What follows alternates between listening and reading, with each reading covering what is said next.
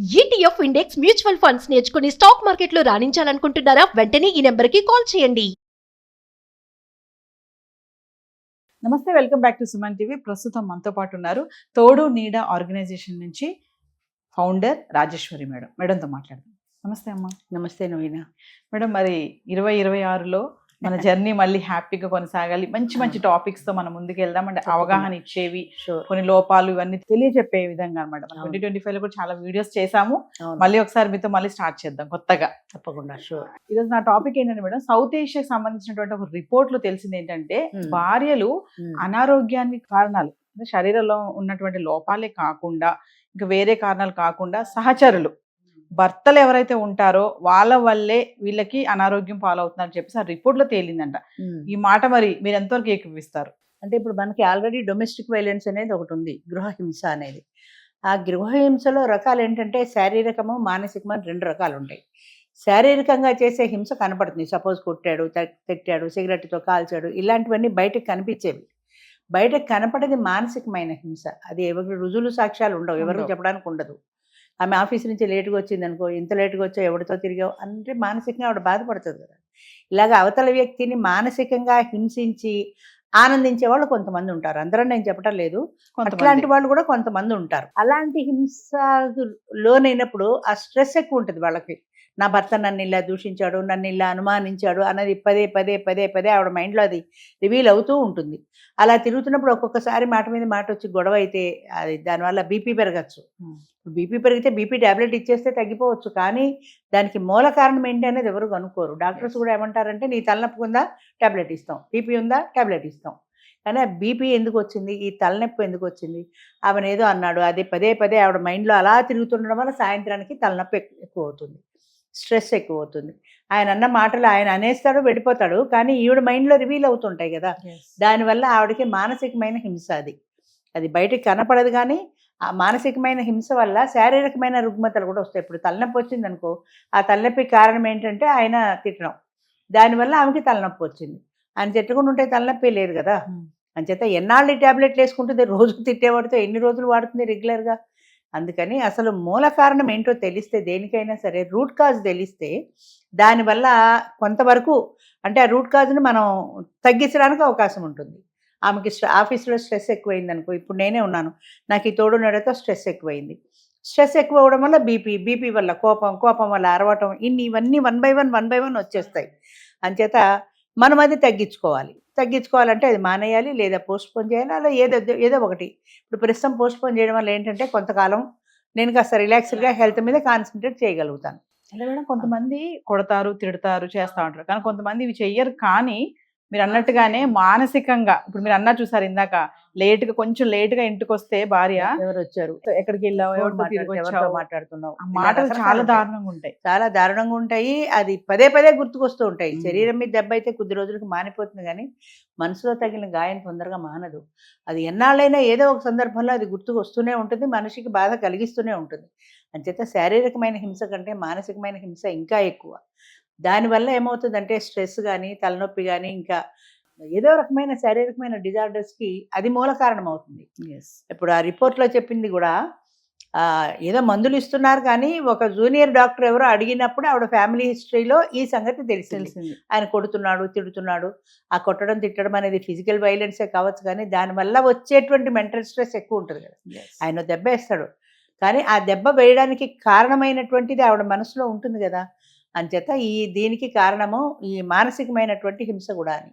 ఇంకా కొంతమంది ఆడవాళ్ళంటే మేడం, పిల్లల కోసం పిల్లలు ఏమైపోతారో అని చెప్పేసి బయటకు వెళ్ళలేక సర్దుకుపోయి ఆ హింస భరిస్తూ ఉన్న వాళ్ళు ఉన్నారు కదా.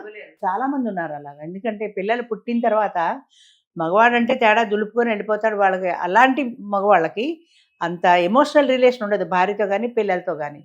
వాళ్ళ సరదాలు, వాళ్ళ ఆనందాలు అవే ఉంటాయి తప్ప వీళ్ళ గురించి పట్టించుకోరు. ఈ పిల్లల్ని ఆవిడ పట్టించుకోవటంలో, పిల్లలతో అటాచ్మెంట్ ఎక్కువ ఉండటంలో ఆ పిల్లలు వదిలిపోలేదు. ఆయన ఏమన్నా కోర్టుకి ఎక్కితే ఆ పిల్లలు నా వాళ్ళు అంటాడు. నా వాళ్ళు అంటే సహజంగా ఒక మైనారిటీ తీరిన పిల్లలు లేదా పెద్ద పిల్లలు అయితే భర్తకే ఇస్తుంది కోర్టు. అలాంటప్పుడు పిల్లలు తనకి దూరం అయితే తను ఉండలేదు కాబట్టి ఆ పిల్లల కోసమని తండ్రిని కూడా భరిస్తుంది. ఆడవాళ్ళు చాలా మంది ఉన్నారు అలాగా. ఇంకా కొంతమంది అంటూ ఉంటారు కదా మేడం, భార్యకే తెలుస్తుంది భర్త ఎలాంటి వాడు అనేది. 10 మందిలో నేను చాలా గొప్పవాడిని, నేను అది చేస్తాను, ఇది చేస్తా అంటూ ఉంటారు, కానీ భార్య అంటారు చూడండి, మీరు ఎలాంటి వాళ్ళో నాకే తెలుసు. అవును, నిజం కదా. ఇప్పుడు బయటికి వెళ్ళినప్పుడు బాగానే ఉంటారు అందరిలోనూ చాలా ప్రేమగా నువ్వు తిన్నావా ఉన్నావా అని 1-4 సార్లు భార్యను అడిగితే అబ్బా ఆయనకి ఎంత ప్రేమ అనుకుంటారు. ఆ ప్రేమ నటిస్తున్నాడన్న సంగతి వాళ్ళకి తెలియదు కదా. ఇంటికి వచ్చిన తర్వాత ఆయన టార్చర్ ఏంటో ఆవిడికి తెలుస్తుంది. అలాగే అది మానసికమైన హింసే కాదు, ఫిజికల్గానే కాదు, ఈవెన్ ఫ్యామిలీ లైఫ్లో సంసారం చేసేటప్పుడు కూడా భార్య అనుమతి లేకుండా చేస్తే అది ఇంచుమించు రేపు లాంటిదే. బయట స్త్రీ ఇష్టాలతో సంబంధం లేకుండా ఎట్లా అయితే చేస్తున్నాడో, ఈవెన్ భార్య పర్మిషన్ లేకుండా చేసినా కూడా అది కూడా రేపు లాంటిదే అంటారు. అంచేత భార్యాభర్తలు అనేది ఒక సాన్నిహిత్యము, ఒక స్నేహబంధము, ఒక ఆప్యాయత, అనురాగం, వీటన్నింటితో కలిపిన సంసారం అయితే సక్సెస్ఫుల్గా పెడుతుంది. వాళ్ళ అవసరాలు మాత్రమే వచ్చి దులపరించుకొని వెళ్ళిపోయే వాళ్ళతో హ్యాపీనెస్ ఫీల్ అవుతుంది ఏ ఆడది కూడా.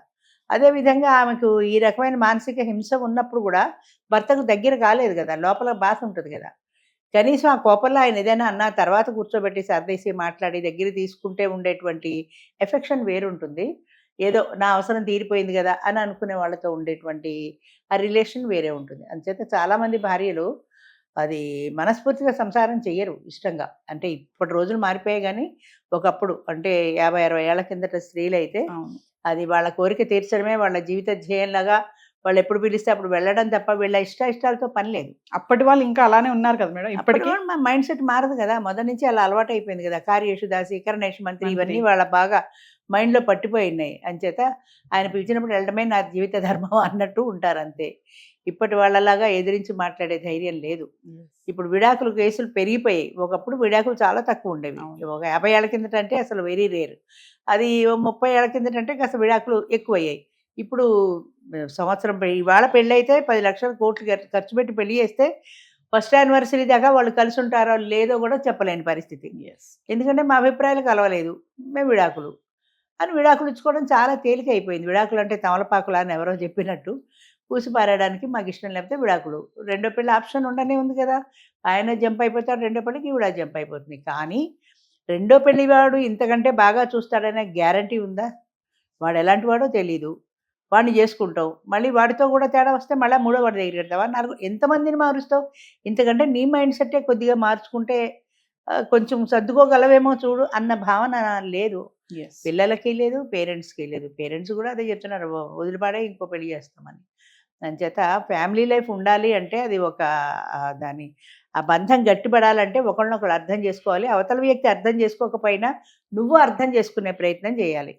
చాలామంది చెప్తూ ఉంటారు ఏంటంటే, నన్ను అర్థం చేసుకోవాలి చేసుకునేవాడు, నిన్ను అర్థం చేసుకోవాలి, కానీ నువ్వెంతవరకు ఆయన అర్థం చేసుకుంటావు అని తిరిగి ప్రశ్న వేయకూడదు వాళ్ళని. నన్ను అర్థం చేసుకోవాలి, వాళ్ళ సినిమాకి తీసుకెళ్ళమంటే వాడు అర్థం చేసుకోలేదు, వాడు చేరుకోనమంటే వాడు అర్థం చేసుకోలేదు, మంచోడు కాదు. అంత చిన్న చిన్న విషయాలకు కూడా నన్ను అర్థం చేసుకోలేదు అనకూడదు కదా. అలాంటి అడ్జస్ట్మెంట్ ఎందుకు ఉండదు? అడ్జస్ట్మెంట్ అనేది చాలా అవసరం భార్యాభర్తలకి, ముఖ్యంగా బ్యాలెన్సింగ్గా ఉండాలి. అవతల వాళ్ళు ఏదైనా కాదు అన్నప్పుడు వాళ్ళు ఏ ఉద్దేశంతో అన్నారో మనం కూడా అర్థం చేసుకునే ఓర్పు, సహనం ఉండాలి. అవి రెండూ లేవు కాబట్టి ఈ రోజుల్లో డైవర్స్ కేసులు ఎక్కువ, అడ్జస్ట్మెంట్ తక్కువ కాబట్టి గొడవలు ఎక్కువ. Thank you ma'am. మంచిది.